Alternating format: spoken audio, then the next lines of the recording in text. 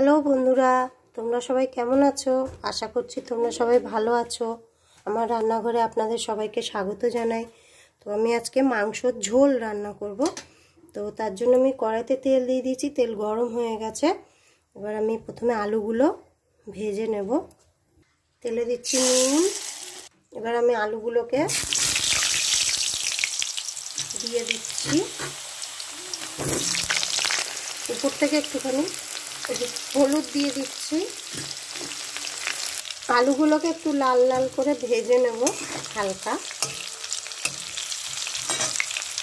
আলুগুলো আমার ভাজা হয়ে গেছে, আমি এবার নামিয়ে নেব। এবার তেলে দিচ্ছি গোটা জিরে, দুটো তেজপাতা ফাটিয়ে নিয়েছি, গোটা গরম মশলা। ফোড়নটা থেকে সুন্দর গন্ধ বেরোতে শুরু হয়েছে। এবার আমি দিচ্ছি পেঁয়াজ। এখানে আমি 4টে পেঁয়াজ কুচি করে নিয়েছিলাম, দিয়ে দিলাম। পেঁয়াজটাকে একটুখানি আমি হালকা একটু ভেজে নেব। পেঁয়াজটা আমার একটু ভাজা হয়ে গেছে। এখানে আমি দুটো টমেটো কেটে রেখেছিলাম, ছোট ছোট করে দিয়ে দিলাম। টমেটোটাকে একটুখানি আমি হালকা একটুখানি ভেজে নেব। আমি এতে একটুখানি চিনি ছড়িয়ে দিচ্ছি। চিনিটা অপশনাল, আপনারা চাইলে নাও দিতে পারেন। চিনিটাকে দিয়ে আমি একটুখানি ভালো করে মিশিয়ে নিচ্ছি। আমার এটা ভাজা হয়ে গেছে। এখানে আমি আদা রসুন 2 চামচ মতো, 2 চামচ হবে, বড় চামচে বেটে রেখেছিলাম, দিয়ে দিলাম। এবার আমি দিচ্ছি নুন,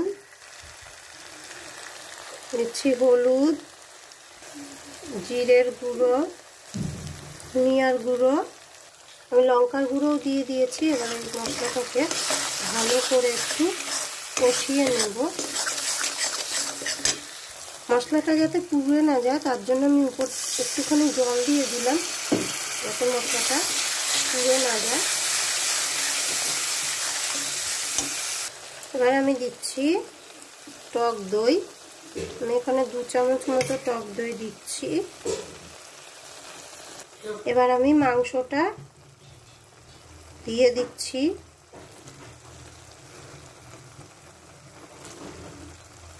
মাংসটাকে দিয়েও আমি ভালো করে মশলাটা যাতে মাংসের মধ্যে মিশে যায়, ঢুকে যায় ভালো করে মাংসটাকে মিশিয়ে নিচ্ছি।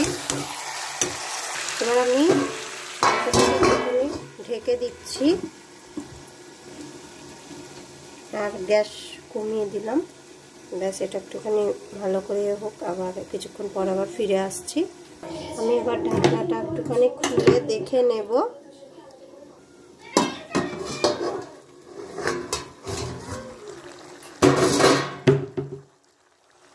ভালো মাংসটাকে একটু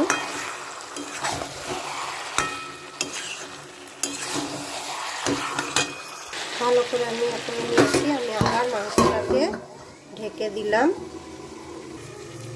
আমি আবার একটুখানি এটা খুলে দেখে নেব।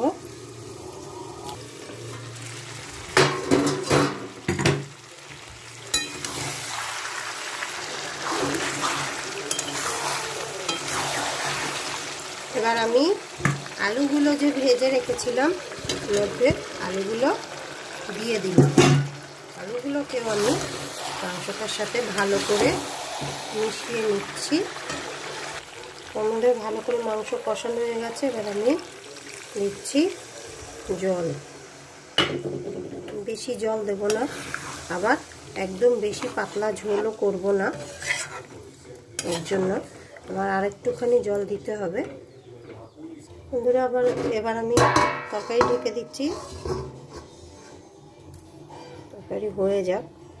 বন্ধুরা, আমি ঢাকনাটা খুলে নিয়েছি। এই যে দেখুন, আমি কিন্তু তরকারিতে খুব কম তেলই দিয়েছি, আপনারা তো দেখেছেন। এই মাংস থেকে আরও বেশি তেল বেরিয়েছে। তো আরও কিছুক্ষণ হবে, তরকারিটা একটুখানি ঝোল আমি কমাবো, তারপরে আমি নামাবো। তো আপনারা ঝাল আর নুনটা আপনাদের ইচ্ছে মানে স্বাদ মতো দেবেন। বন্ধুরা, আমাদের তরকারি হয়ে গেছে। আমি উপর থেকে গরম মশলার গুঁড়ো ছড়িয়ে দিলাম। আমি এখানে টাটা সম্পন গরম মশলা গুঁড়ো ব্যবহার করেছি, দিয়ে দিলাম। এবং গরম মশলাটাকে মিশিয়ে নিচ্ছি। বন্ধুরা আমাদের তরকারি হয়ে গেছে, এবার বন্ধ করে দিচ্ছি গ্যাস। আমি এবার তরকারিটা নামিয়ে নেব। বন্ধুরা এই যে আমার তরকারি নামানো হয়ে গেছে, দেখুন কত সুন্দর কালার এসছে। বন্ধুরা ভিডিওটি ভালো লাগলে অবশ্যই একটা লাইক করে দেবেন। দেখা হবে আবার নেক্সট ভিডিওতে। ততক্ষণ আপনারা সবাই ভালো থাকবেন, সুস্থ থাকবেন। বাই বাই বন্ধুরা।